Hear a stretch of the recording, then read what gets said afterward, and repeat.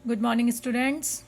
आइए, आज हमने अपने पिछले सारे वीडियोस से हम पंछी उन्मुक्त गगन के कविता का वाचन भी किया, उसकी संदर्भ प्रसंग व्याख्या को भी जान लिया। ठीक है, हमने ये पूरी कविता अच्छे से आपने समझ ली होगी, सारे वीडियोस अगर आपने देखे होंगे तो, है ना।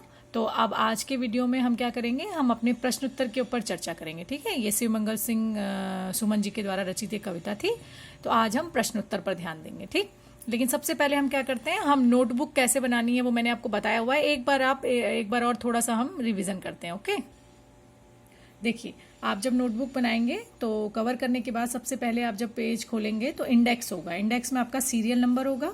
यहाँ पे आप सीरियल नंबर लिखेंगे 1 2 3 4 करके। फिर डेट होगी, किस डेट को कौन सा टॉपिक या चैप्टर पढ़ाया जा रहा है वो डेट यहाँ पे लिखेंगे। टॉपिक या चैप्टर का नेम यहाँ लिखेंगे।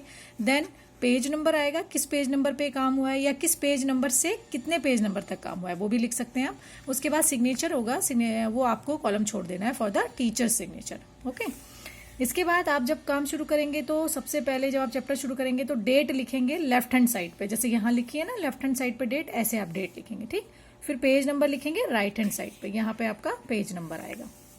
देन चैप्टर नेम, आप जैसे मान लीजिए यहाँ आपने डेट लिख दिया, पेज नंबर लिख दिया, तो आपने यहाँ पर शुरू किया कविता का नाम हम पंछी उन्मुक्त गगन के। ठीक, उसके बाद आप क्वेश्चंस लिखना शुरू करेंगे तो क्वेश्चन आप लिखेंगे ब्लैक जेल पेन से, फिर आंसर्स आप लिखेंगे ब्लू जेल पेन से। ठीक, इस तरीके से आपकी कॉपी, आपकी नोटबुक बिल्कुल नीट एंड क्लीन बनी होनी चाहिए। ठीक है, आइए अब हम प्रश्न उत्तर पे ध्यान दें। देखिए, हमारा पहला प्रश्न है, कविता से हर तरह की सुख सुविधाएं पाकर भी पंछी पिंजरे में बंद क्यों नहीं रहना चाहते। हालांकि आपको व्याख्या के जरिए आप उसे अपने शब्दों में लिख सकते हैं, बट फिर भी मैं एक बार बोल दे रही हूँ कि इसके उत्तर में क्या लिखेंगे आप। पिंजरे का जीवन पराधीनता का जीवन है, मतलब उसमें कोई भी स्वतंत्र नहीं रहता। यहाँ उड़ने की आज़ादी नहीं है, घूमना फिरना, एक डाली से दूसरी डाली पर कूदना और अपनी पसंद के अनुसार अलग अलग ऋतुओं में फलों के दाने चुगना, यह सब कुछ पिंजरे में बंद रहकर संभव नहीं हो सकता। पिंजरे में जरा सा पंख फड़फड़ाने पर भी पंखों के टूटने का भय है। वहां सोने की कटोरी में मिले व्यंजनों में वृक्ष पर लगे फलों के रस का स्वाद नहीं मिल सकता। यही कारण है कि हर तरह की सुख सुविधाएं पाकर भी पक्षी पिंजरे में बंद नहीं रहना चाहते।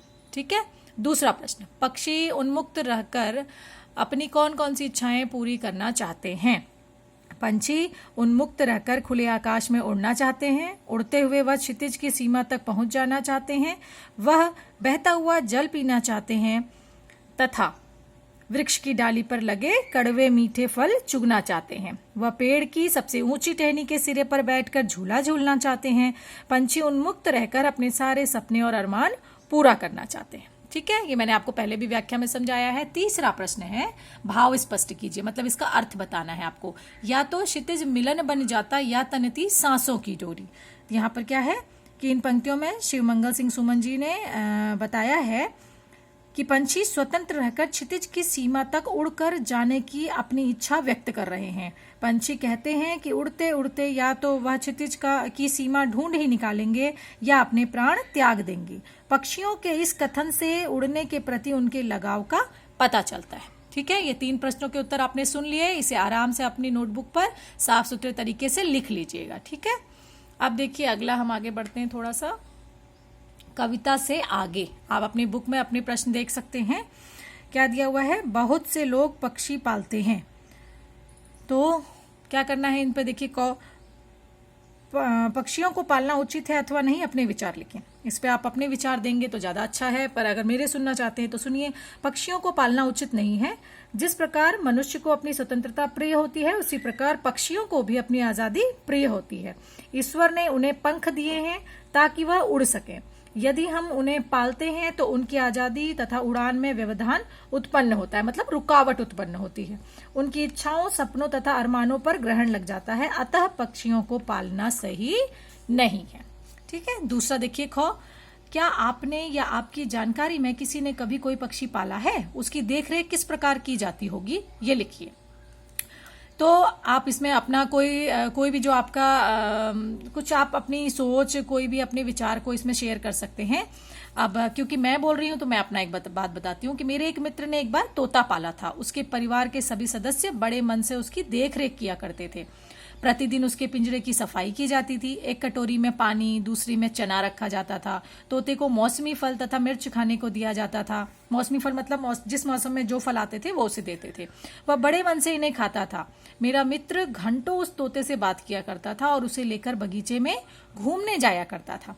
तोते ने भी घर के सभी सदस्यों के नाम रट लिए थे। जब भी मैं अपने मित्र के घर जाती, वह मुझे देखते ही मेरा नाम रटने लगता। उसे बिल्ली तथा दूसरे जानवरों से बचाने के लिए भी मेरे मित्र के घर वालों को बहुत सजग रहना पड़ता था, मतलब चौकन्ना रहना पड़ता था। तो ये तो था मेरा एक्सपीरियंस। आप अपना शेयर करना चाहे तो अपना कर दें, अगर ना समझ में आए तो इसे ही लिख दीजिएगा।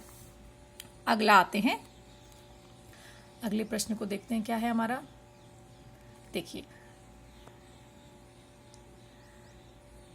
पंछियों को पिंजरे में बंद करने से केवल उनकी आजादी का हनन ही नहीं होता, अपितु पर्यावरण भी प्रभावित होता है। इस विषय पर 10 पंक्तियों में अपने विचार लिखने हैं। ठीक है, तो आइए देखते हैं। परिस्थिति क्या होती है? परिस्थिति तक संतुलन बनाए रखने में पृथ्वी के सभी जीवों की समान रूप से महत्वपूर्ण भूमिका है ना। तो पृथ्वी के पर्यावरण के लिए जितनी आवश्यकता मनुष्य की है, उतनी ही आवश्यकता पशु पक्षियों की भी है। पक्षियों को बंदी बना लेने से उनकी उड़ने की आजादी छिनती है। इसके साथ ही पर्यावरण भी प्रभावित होता है। पक्षी आहार श्रृंखला को नियमित करने के लिए आवश्यक हैं। ठीक है, इनके अभाव में, अगर मतलब ये नहीं होंगे तो इनके अभाव में प्रकृति का संतुलन ही छिन्न भिन्न होने लगेगा। अगर हम एग्जाम्पल देखें, उदाहरण देखें, तो टिड्डे तथा अन्य कीड़े मकोड़े घास और अन्य पौधे खाते हैं। पक्षी इन टिड्डों तथा कीड़ों का शिकार करते हैं। ये आपने साइंस में पढ़ा होगा, साइकिल है ना। इससे टिड्डों की संख्या नियंत्रित रहती है तथा हमारी फसलों का भी बचाव होता है। यदि पक्षी न हो तो पर्यावरण में असामान्य रूप से क्या होगा, टिड्डों की संख्या में बढ़ोतरी होगी और हमारे लिए वृक्षों, पौधों तथा फसलों को बचा पाना मुश्किल हो जाएगा। ठीक है, इसलिए इन चीजों को हमें ध्यान में रखना चाहिए। ठीक है, आया समझ में आप लोगों को? ठीक है, अब देखिए हमारा अगला है अनुमान और कल्पना। क्या आपको लगता है कि मानव की वर्तमान जीवन शैली और शहरीकरण से जुड़ी योजनाएं पक्षियों के लिए घातक हैं? पक्षियों से रहित वातावरण में अनेक समस्याएं उत्पन्न हो सकती हैं। इन समस्याओं से बचने के लिए हमें क्या करना चाहिए? इस विषय पर वाद विवाद प्रतियोगिता का आयोजन कीजिए। बेटा ये आप लोगों ने खुद करना है, मतलब वाद विवाद का मतलब आप घर पे है ना, किसी के साथ उसके ऊपर डिबेट कीजिए।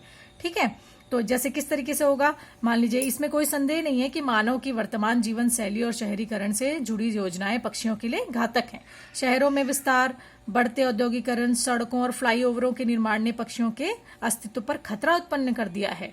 इन सब कार्यों के लिए बड़ी संख्या में वृक्ष काटे गए हैं ना, जिससे पक्षियों का आश्रय नष्ट हुआ है, उनके घोंसले खत्म हुए हैं, उनके पास रहने की जगह नहीं है।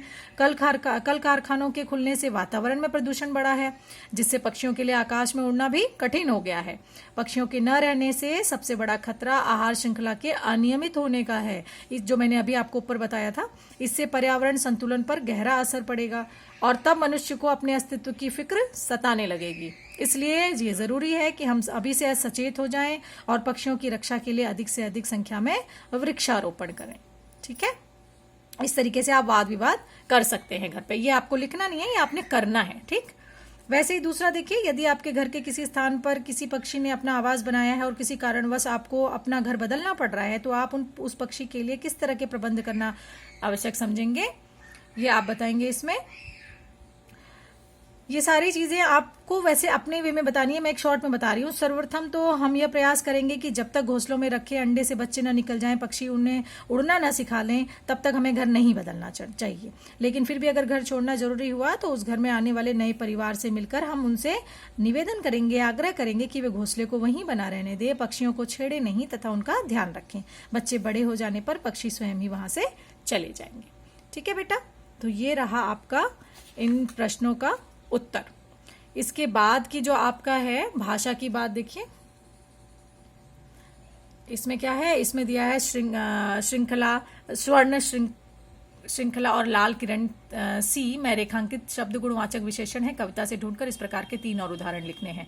तो आप कर सकते हैं, अगर आप कविता पढ़ेंगे तो आपको मिलेगा, जैसे कनक तीलियां, बहता जल, कटुक निबोरी। ठीक है, उसके बाद आप दूसरे में देखिए, भूखे प्यासे में द्वंद्व समास है। इन दोनों शब्दों के बीच लगे चिन्ह को सामासिक चिन्ह कहते हैं। इन चिन्हों से और का संकेत मिलता है, जैसे भूखे प्यासे, भूखे और प्यासे।